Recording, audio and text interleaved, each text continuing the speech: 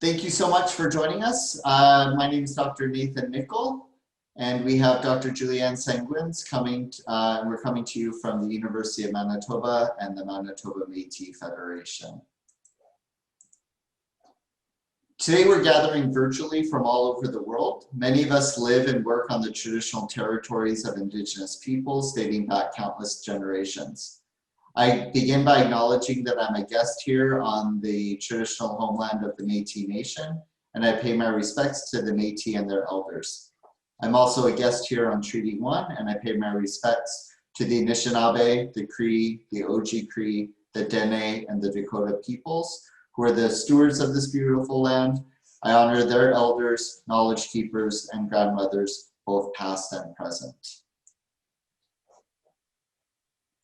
The program of research that we're going to be talking about today comes out of a larger program of research called Strength, and it is comprised of 5 different projects that we looked at regarding children's health.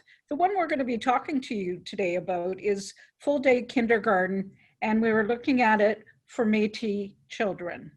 We want to know, are there long-term academic benefits of full-day kindergarten?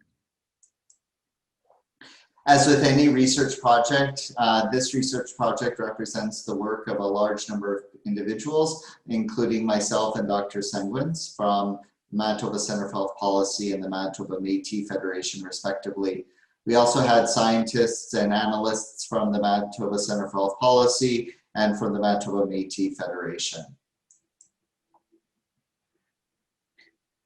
We were interested in understanding whether or not full-day kindergarten was associated with improved education outcomes amongst Métis children. And we did our study using data from a school division which targeted low socioeconomic status schools or schools that had catchment area with low socioeconomic students.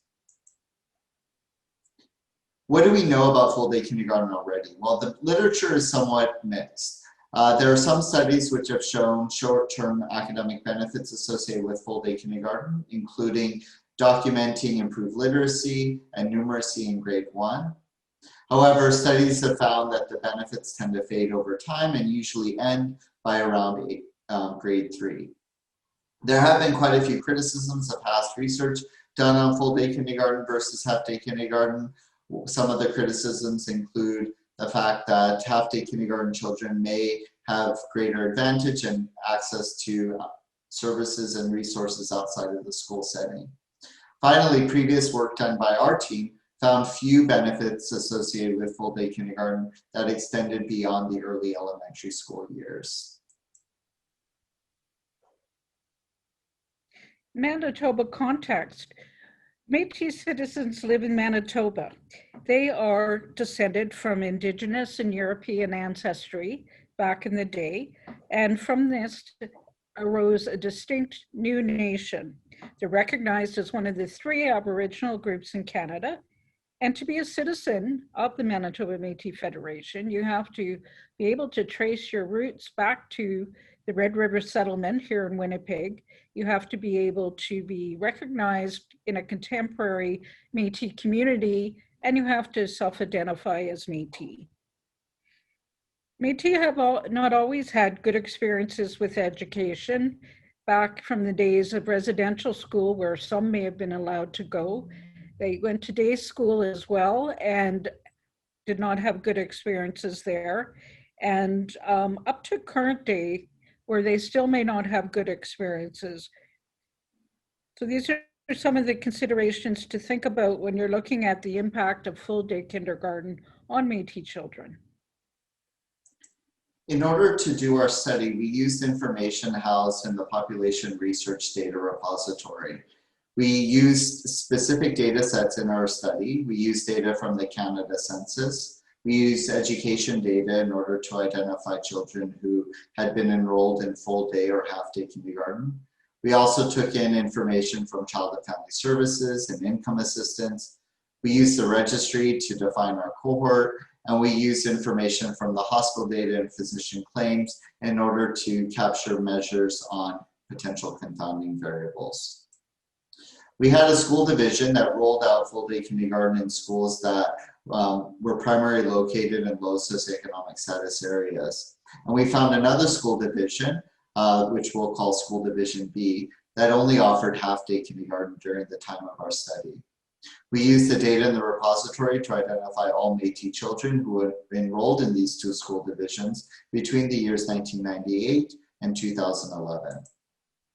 We then matched Métis children in full-day kindergarten with Métis children in half-day kindergarten. We matched those children based on their age, sex, the income quintile for the area where they lived, and the year in which they enrolled in kindergarten. Our final match cohort included 263 full-day kindergarten children and 396 half-day kindergarten children. We used linked data to adjust for additional confounding factors such as maternal age, socioeconomic factor index, which includes information about employment rate, single-parent households, as well as income, whether or not the family received income assistance, residential mobility, and a variety of factors such as child and family services and the mom's mental health status. Before we looked at these children, they were somewhat different on characteristics. And when we looked at the standardized differences, we see that this graph here shows quite a bit of differences between the groups. In order for the two groups to be comparable, we would expect all of these dots to be below the number 10 mark, but we see several of them above 15 and even above 25, indicating that our full-day kindergarten and our half-day kindergarten children were different on measured confounders.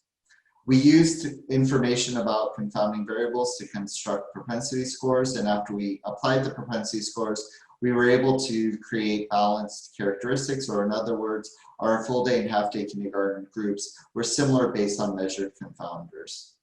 Once we created comparable groups, we looked at differences in a variety of outcomes, including grade 3 reading assessment, grade 3 numeracy assessment, grade 7 numeracy and social engagement, and grade 8 reading and writing.